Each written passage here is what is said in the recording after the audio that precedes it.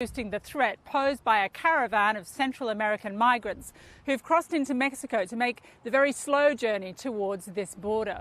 Now, mysteriously, he's accused the Democrats of being behind the movement of the estimated 7,000 citizens, most of them from Honduras.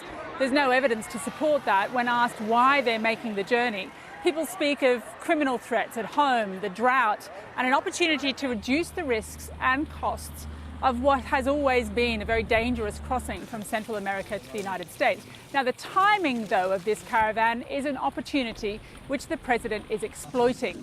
There is much at stake for him in this upcoming vote. Its outcome could determine not only what he can achieve in his next 2 years, but whether moves can be made toward his impeachment.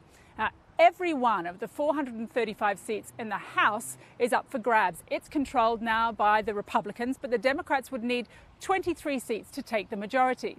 Of the Senate's 100 seats, 51 are currently held by Republicans, 49 by Democrats. Now, 35 of those are in contention, so to take control, Democrats would have to retain all of their seats in play and win 2 more. Here in Texas is one the Democrats are desperately hoping they can win, even though they haven't won a state race since the 90s. The current senator is Republican Ted Cruz, but there's a wonderkid challenger who's making him sweat. We caught up with both candidates on the campaign trail last week when the caravan was yet to emerge, but immigration was already the talk of Texas. Deep in the heart of Texas, they're already casting votes. Early voting has turnout at double what it was for the last midterm election. And part of what's sending folks into a spin is the Democrats' hipster candidate du jour, Beto O'Rourke. All right, everybody share this. He has a skateboard, a young family, and modern political instincts to match. When news spread of the Trump policy to separate immigrant children from their families at the border, he appeared on Facebook Live outside the camp where the children were being held. This is not America. This is not us. This is not what we do. Beto O'Rourke's revolution is being televised. And we're on our way to the debate. And so it was the night we met him when he drove his Dodge SUV to debate Senator Ted Cruz. Watching on the other side of San Antonio, Beto supporters drawn to a viewing party organised by Beto ambassador Gwendolyn Rice. She has to reach back into Democratic mythology to find anyone to compare to her candidate. He seems to really understand and be able to relate to people kind of every type and class and persuasion, and that I think is why maybe we're starting to, why I thought of Bobby Kennedy. The fact he's visited every county in Texas and keeps going back is making everybody who hasn't volunteered before, we start to volunteer, and it gets a little bit addictive. It sounds slightly culty. It is a little bit culty, like it does, absolutely, but I think it's just a reaction to the negativity that we've been getting from the Republicans. Es un honor estar aquí con ustedes otra vez aquí en San Antonio. What I admire about him is that he can speak Spanish very well. I mean, really, like a local person. I really like that. He kind of reminds me of Kennedy, Robert Kennedy. He always goes around like this also, Robert Kennedy used to do that. As the debate ended, we drove to the TV station where it was held, looking for Beto. Beto, are there enough Democrats in Texas for you to win this? There are enough Texans, and we're not running to represent Democrats. We're not representing to represent Republicans. We're running to represent Texans. And so I think at this moment of division, this country's coming together, led by Texas. We're not allowing party to divide us. We're focused on doing those big things that this country should be able to lead on, whether it's healthcare or education or immigration. And I'm really inspired by the people in Texas that I've met who are going to lead the way. So we spoke to 2 of your supporters tonight who compared you to Bobby Kennedy. Do you feel the weight of their expectations? No, I feel the energy that they have, that they've contributed to this campaign. They're making this possible, and I'm just very lucky to be a part of it. Congressman, Thank you all. for Irish television. What's your Irish heritage? Is it something We had to scramble around the question from Irish television about his Irish heritage. And we have this amazing tradition in this country of accepting asylum seekers and refugees, immigrants who've helped to make this the greatest country in the world. And I want to make sure that we continue those traditions that have allowed us all to be so successful. Ever positive and smiles all round. Thank you all. But appearances can be deceiving. Meredith, you guys came out tonight to get a photo with Beto. Why? I was actually standing outside for Ted Cruz, but Beto came out. I'm confused, Meredith. I'm confused. Okay. You were here to see Senator Cruz. Yes. Originally. I agree with the way that he supports my president. Politics in the US is so tribal, it feels rare to run into someone prepared to stand together with the other side, even for a photo. But Meredith blames the Democrats for the current bitterness rather than her president. And I think that the election results in 2016 brought a lot of hostility on the Democratic side of the equation. That's brought a lot of just vitriol to politics because of their hatred for Donald Trump. They admit the president can be nasty himself, and no one can attest to that better than Ted Cruz. He was an opponent of the president in the brutal 2016 Republican primaries. And it got nasty.